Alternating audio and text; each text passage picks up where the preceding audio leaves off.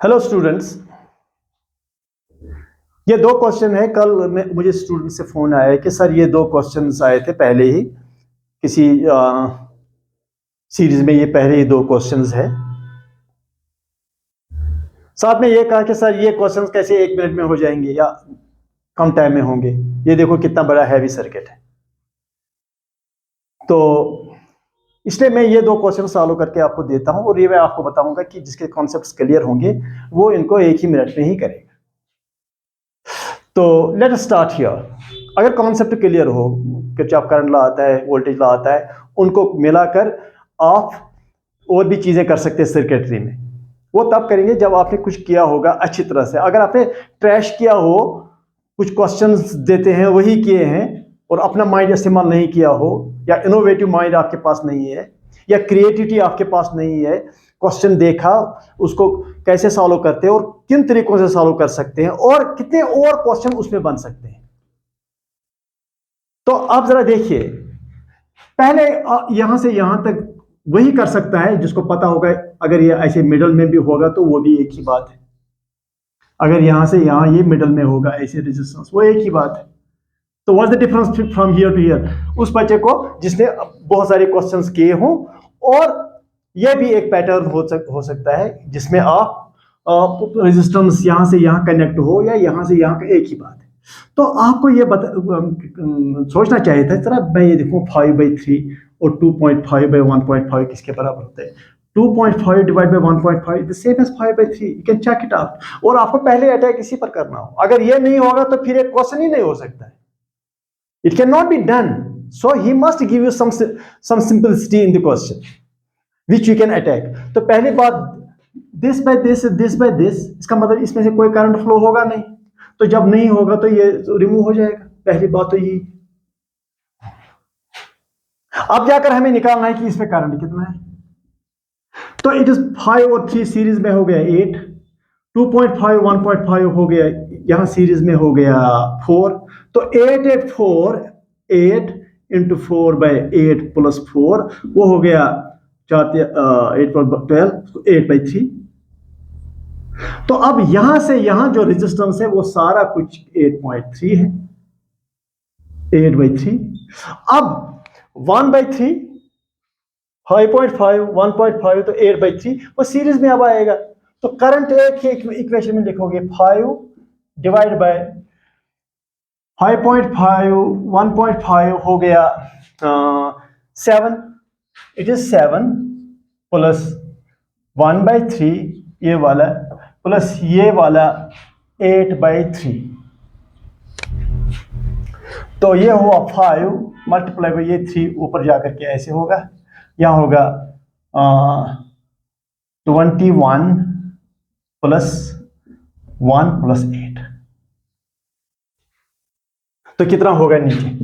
ऊपर 5 into 3 divide by 9 30, ये हुआ 10 1.2 0.5 is the answer.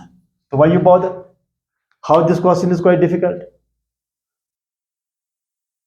Second question, electric field दिया है Z, ये इलेक्ट्रोमैग्नेटिक वेव है। तो आपको जानना चाहिए x is the direction of the electromagnetic wave and this electromagnetic wave is in the negative x direction because both are positive. चलो direction तो x देता है, चाहे पॉजिटिव x में या नेगेटिव x में। वैसे ये नेगेटिव x डायरेक्शन में जाएगा क्योंकि दोनों टर्म्स पॉजिटिव है। हमें निकालना है मैग्नेटिक फील्ड। बहुत सारे ऑप्शंस हो सकते हैं। Bx वो हो नहीं सकेगा क्योंकि जिस डायरेक्शन में इलेक्ट्रोमैग्नेटिक वेव फ्लो करता है उस डायरेक्शन में ना इलेक्ट्रिक फील्ड होता है ना मैग्नेटिक फील्ड होता है। ऐसे कुछ, अगर ये x है, ये y है, ये z है, तो अगर इलेक्ट्रिक फील्ड इस डायरेक्शन में है, समझो इस डायरेक्शन में x डायरेक्शन में ना इलेक्ट्रिक फील्ड हो सकता है ना मैग्नेटिक फील्ड हो सकता है, because it is direction of propagation. Propagation direction में कोई भी कंपोनेंट नहीं होता है। अच्छा, दूसरी बात यह है कि पहले जो आंसर होगा वो डायरेक्ट मैग्नेटिक फील्ड इस ओर होना चाहिए, By। तो By is equal to what? तो डायरेक्शन तो यही है, तो आगे जाकर आपको यही लिखना पड़ेगा, cos ऑफ 5x प्लस 1.5 × 10⁻90। ये तो डायरेक्शन देता है और फ्रीक्वेंसी, उसमें कोई फर्क नहीं है।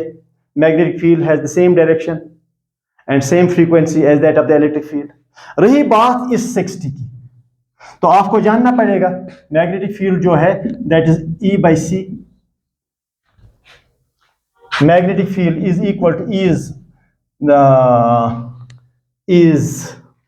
E0 by C, B0, maximum electric field, that is 60 by 3 into 10 raised to power 8, go 2, that is 2 times into 10 raised to power -7, क्योंकि देखो 10 raised to power 8 -8, ये मैं आपको बताना चाहूंगा. देखिए, तो बात यह है कि अगर आपने इलेक्ट्रोमैग्नेटिक वेव अच्छी तरह से नहीं पढ़ा है, direction, propagation, transverse nature, phase, तो कैसे चलेगा क्वेश्चन करने से. So you have to do, if you want to do the questions on electromagnetic wave, you have to do electromagnetic wave in a nice good manner for 2-3 days. तो अच्छी तरह से करने के बाद उसका देखना है कि electric field, magnetic field, propagation direction, electric field density, magnetic field density, what is the total electromagnetic field density, वो आपको अच्छी तरह से समझना है, करना है, तब जाकर ये क्वेश्चन आप आंख बंद करके कर सकते हो. इलेक्ट्रिक फील्ड का ये एम्पलीट्यूड है, तो मैग्नेटिक फील्ड का एम्पलीट्यूड ये है, तो सिर्फ मैग्नेटिक फील्ड का एम्पलीट्यूड लिखना है और बाद में यही करना है कि ये मैग्नेटिक फील्ड वाई डायरेक्शन होना चाहिए, बिकॉज एक्स डायरेक्शन में तो हो नहीं सकेगा क्योंकि प्रोपगेशन है. मैं बात यह है कि क्वेश्चन तो मैंने कर दिया, लेकिन अगर आप जानना चाहते हो अच्छी तरह से तो करना पड़ेगा ठीक तरह से. It will take some time, but your foundation must be strong, your conceptual base must be quite strong.